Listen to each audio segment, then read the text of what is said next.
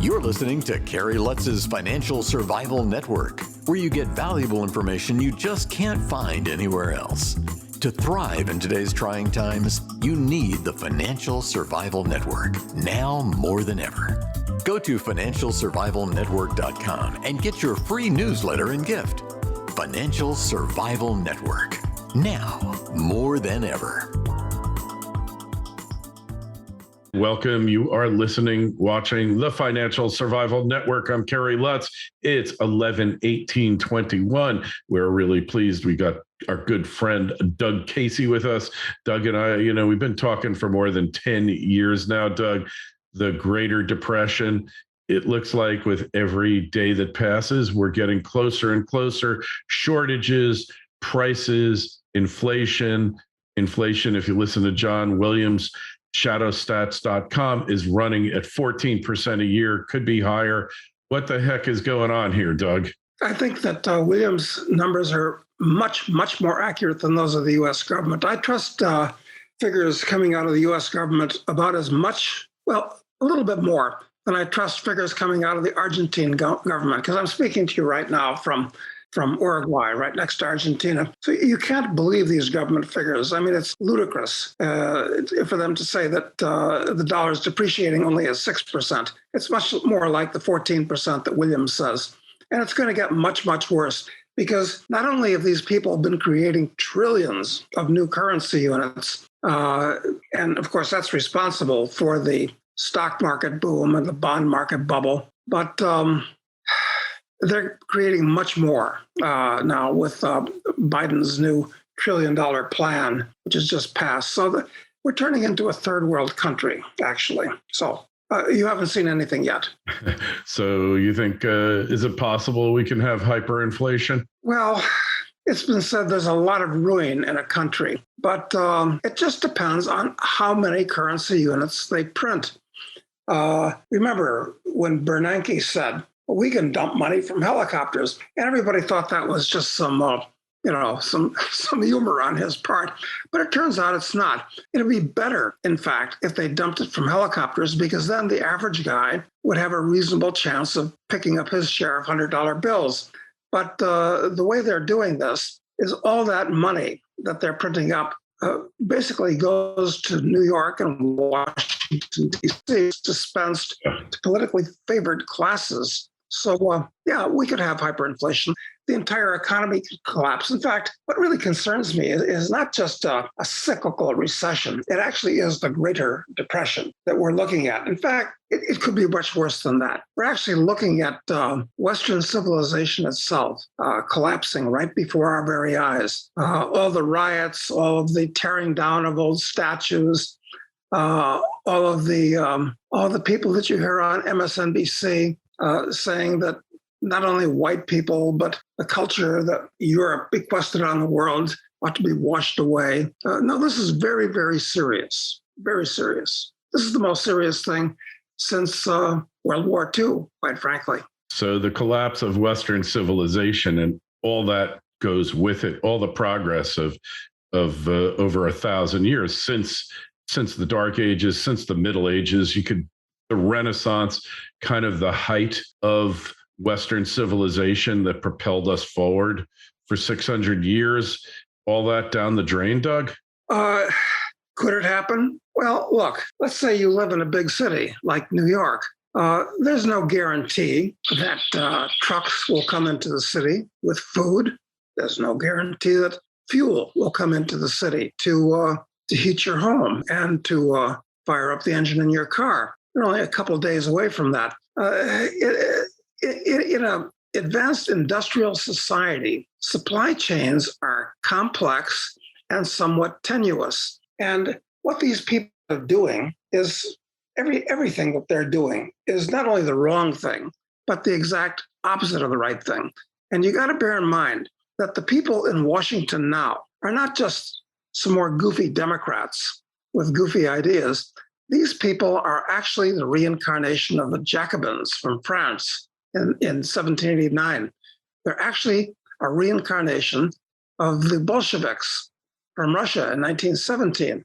And by that, I mean they have exactly the same psychology, the same beliefs, the same worldview, and they're trying to impose that on the country. They actually might set off a civil war here in the US. Now, this is actually quite serious, but people don't think about that too much. With the stock market at all-time highs, the bond market at all-time highs, the real estate market doing very well. Hey, it looks pretty good on the surface, but these are just monetary phenomena, and all of these prices in these three major markets could collapse overnight.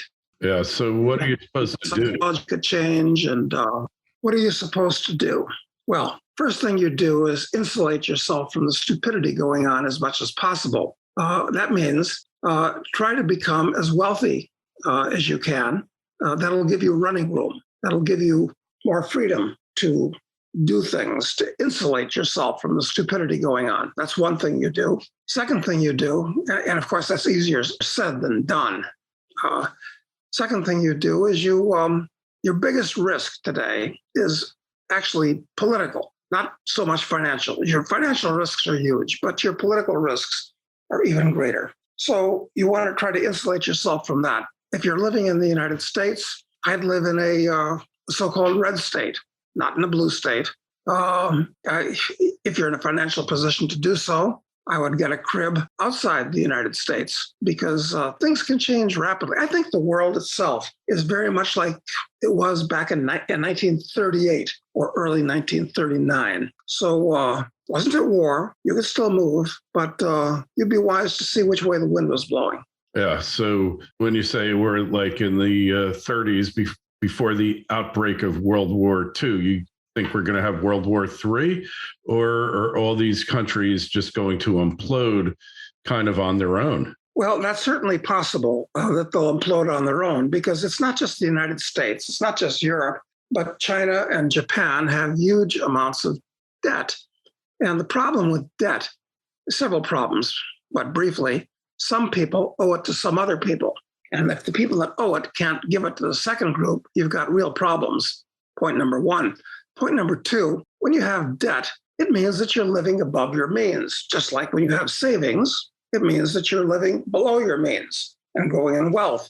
And all the debt there is in the world means people have been living above their means. So they're going to have a comeuppance. So getting back to World War III, though, a different subject, war has not been banished from the earth. And I'm afraid that what we're looking at in World War III is not going to have anything to do with, or very little to do with, aircraft carriers and F-35s and M1 tanks. I suspect it's going to have a huge biological component, A, and B, a huge component, because the entire world runs on computers. Everything runs on computers. And properly orchestrated massive cyber attack would shut down any place that you want. And nothing would happen at that point. Everything from the banks to the gas stations to the farms, everything. So those are the two big things, biological and cyber. I'm not worried about weapons that we're spending trillions of dollars buying. Those are basically junk. They're good for guerrilla wars, like the one we just lost in Afghanistan, but not real wars.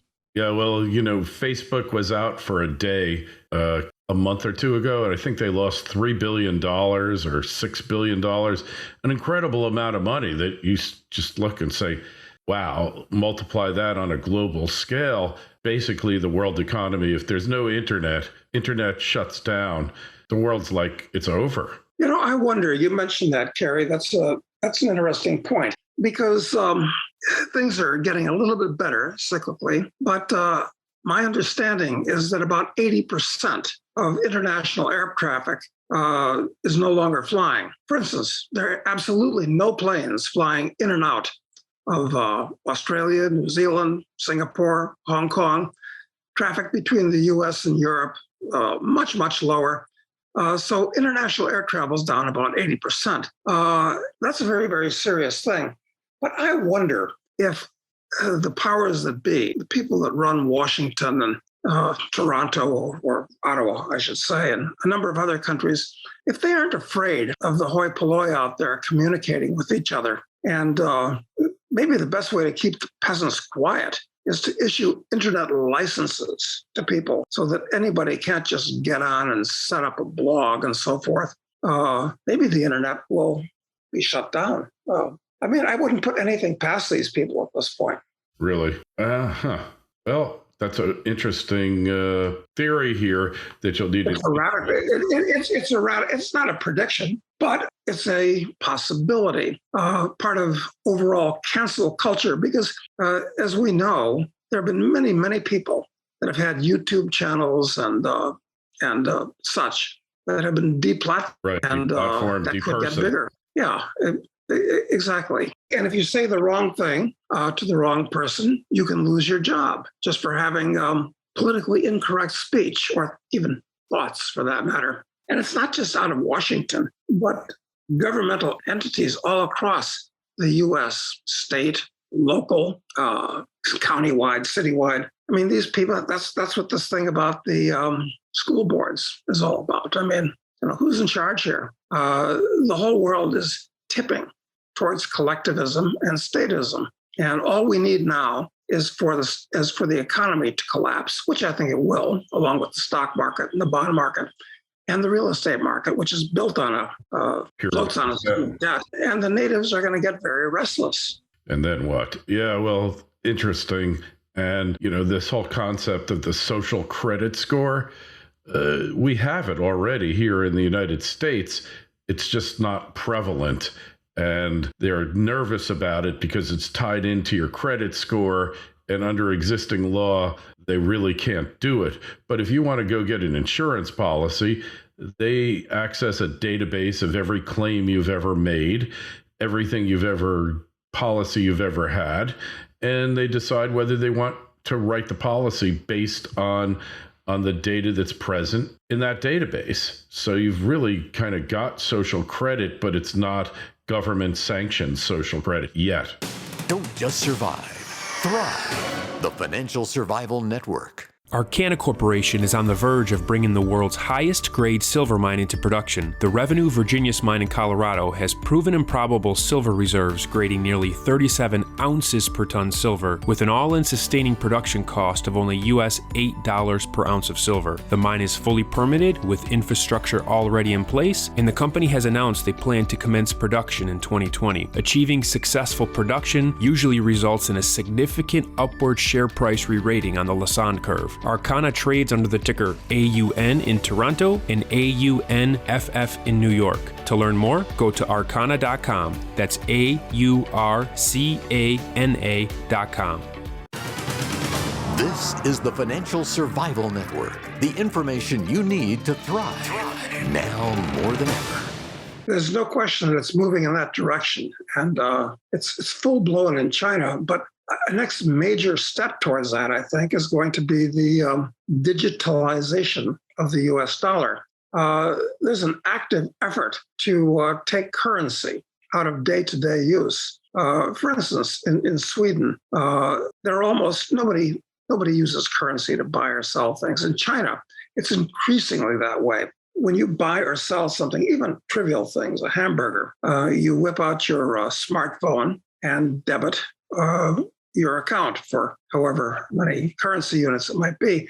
We're moving in that direction rapidly in the US. And of course, you've heard of this woman, Sala Omanarova, an ex-Soviet, who wants to see everybody's bank account actually with the Federal Reserve, so that and it's all digital, so that they will know everything that you buy, everything you sell, everything you own, every dollar that you have. It's part of the whole. I hate to sound conspiratorial, Kerry, because I don't actually believe in most conspiracies. It's hard enough to get 3 or 4 friends to decide what movie you want to see. Well, you can't see movies anymore, but what restaurant you want to go to. So it's hard to believe that you can get hundreds of, psychopathic miscreants like the ones that gather in Davos every year to agree on anything. But on the other hand, I'm just looking at things and, what am I going to believe? My lying eyes or what I see on MSNBC? I think I'll trust my eyes. Yeah, like listen to their words and watch their deeds, and we know what they're capable of. So you need to find a way to insulate yourself. Is there any country that's really safe anymore, though? I mean, we used to say Costa Rica, Uruguay, but is any country really safe? No, because as you know, I've traveled to over 155 countries. I've lived in 10. Been to most of those countries many times. Right now, I'm speaking to you from Uruguay, which, incidentally, and against all odds, is moving in the right direction. For instance, recently they increased the number of guns that an Uruguayan can own from 3 to 8. That's totally counter trend to what's going on in the rest of the world. That's a good start. It is a good start. And they're doing, the current president of Uruguay is a rich guy, and it's a small country, only 3.5 million people, and it's socially quite homogeneous. And the current president is, a very good guy with lots of free market values, wants to deregulate the country and free marketize it further. So at the moment, Uruguay is a good place to be. Any other place in South America that looks good? Well, in Latin America, things can change radically with the next election anywhere, including here, where I am now in Uruguay for the time being. But any other places, things are going in the right direction? They're going radically in the wrong direction in places like Australia and New Zealand and Canada, where, people are locked down and can't travel. It's horrible. So can't think of any other place, Kerry, to be honest with you. And like you said, it could change with the next election. We've seen a lot of countries in South America go further leftward. It just amazes me, Doug, that people haven't learned from the experiment in totalitarianism after World War II. It also amazes me, inflation. When you think about it, you and I, we remember the 70s like it was yesterday, where basically you didn't want to hold any dollars. You just wanted to go buy things and get out of dollars. And yet most of the people alive today weren't alive or were children in the 70s. So they have no recollection and no insight into what inflation is, the toll it takes, the negative impact on society, on the home, on the family. They just have no concept of it. No, they don't. I mean, they don't recall that in those days, sometimes we'd have to wait for a half an hour in lines outside gas stations, hoping to get our allocated 5 gallons of gas, which was all a station would sell you at times. So this could get quite serious. And as inflation gets out of control in the US, which it will very noticeably, what's the government going to do about that? Well, they can't stop printing money for lots of reasons. It's not out of the question that they're going to put on wage and price controls so they can show that they're doing something. And if things get really out of control, the average American will clamor like a chimpanzee for somebody to come up and kiss it and make it better. So we'll get a man on a white horse who will say, put me in charge, give me extra powers, and I'll straighten this all out for you. This is what often happens when you have an economic crisis in countries. I mean, so I'm not optimistic. I mean, it's even hard to cure this problem at this point because there are so many distortions that have been cranked into society that if we started deregulating, the old superstructure would collapse and a lot of people's rice bowls would get broken. So yes, the problem can be cured, but who's got the courage to do it? Who's going to be the one that's going to collapse the old economy to go to a free market economy? Tough. Very. I always said, who is the politician who wants to be known for crashing the old system, destroying the old system by history? No politician, whether it's central banker or president or anybody else, nobody wants to be known for that. And whether it's in China, the US, anywhere, nobody is going to take that toll on. They're just going to wait for it to happen. That's exactly that's exactly right. But who knows? Who knows what these people are going to do? I mean, it almost looks like they're trying to create a controlled demolition of what's left that's good in the American economy to move it towards genuine socialism. So, like I said before, all you can do is try to save yourself and your family financially in a couple of different ways. And when somebody says stupid things, which is to say socialistic things, statist things, collectivistic things, to confront them with it. Doesn't do any good to argue with people, but to draw these things to their attention, which is something I know you try to do on your show. But maybe we're just speaking to the converted at this point. We're singing to the choir, aren't we? Yeah, and maybe to the future yet to be converted, because once things blow up, people will look for answers, hopefully, and hopefully we'll be there. Hey, one other thing I want to comment on. Elon Musk, whether you love the guy, hate him, whether you think Tesla is a creature of government largesse or not, the guy's succeeding everywhere he goes. The company's succeeding. It's the lone success story of American industrial, expansion, if you will, over the past 2 decades. And what's happening? The government is going after him. If this have shades of Ayn Rand and right, Atlas Shrugged, doesn't Elon Musk appear to be the Hank Rearden of our age? Well, certainly more than all these other billionaires like Bezos and such, because Musk is actually responsible for creating real wealth. His rockets and creating an electric car that actually works, and his boring company. So he actually does things, and I don't know where all the money comes from, whether he's financed by government entities or not, but the guy actually creates things, and maybe they hate him because he actually does that.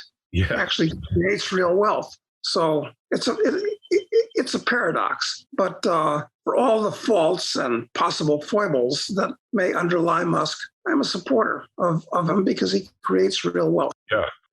Things like, he goes into making cars, like, right. To change a part on the assembly line in one of the legacy manufacturers takes like years to do. And this guy makes 27 changes a week on his assembly line because he's not tied in to the orthodoxy, to the process and all that. And, they can't even catch the guy. Like Volkswagen said, it takes us 30 hours to make a car. It takes him 10. Now that in itself speaks volumes over the power of thought, what you could do. One thing we've always talked about, Doug, is the power of thought to actually transform people, communities, countries, world. And this guy's doing it, and he's nothing but a target now. Hey, and he's supposedly the richest guy in the world, whatever, but he's actually done something for it, like you said. Yeah, exactly. There is cause for optimism in the future, no question about it. And I think that, for instance, Ray Kurzweil is going to be right about the singularity. And if you can last another 20 years, you might be able to live for 100 years. And the world will be not only better than we imagine, better than we imagine. It can be better than we even can imagine. So, there is cause for optimism, but I'm afraid that over at least the next 3 or 4 years, and probably longer, we're in for some very, very rough times here in the U.S. And, one of my activities and hobbies is writing these novels. You've seen Speculator and Drug Lord and Assassin. And the next one will be out next year. It's called Terrorist. And I'm afraid that events are outrunning my novels, but I had to put in a plug for those. Yeah. Oh, well, hey, absolutely. Hey, Doug, where do we read your latest screeds, ruminations on the economy? Where's the best place to find you? Well, go to internationalman.com, and we have great editorials, I've got to say, useful, actionable editorials there every day, internationalman.com. And also, I do a podcast a couple times a week, usually, called Doug Casey's Take, and it's on YouTube. So more stuff there. Thanks for asking. Well, we'll put a link in the show notes to all that. We always appreciate you coming on, and we'll talk to you again soon. If you got a question for Doug, shoot me an email, kl@kerrylutz.com. Doug, we'll talk to you again real soon. Thanks so much. Good seeing you, Kerry. Thank you. Thanks for listening to Kerry Lutz's Financial Survival Network, your solution to today's trying times. For the latest, go to financialsurvivalnetwork.com. Financial Survival Network, now more than ever.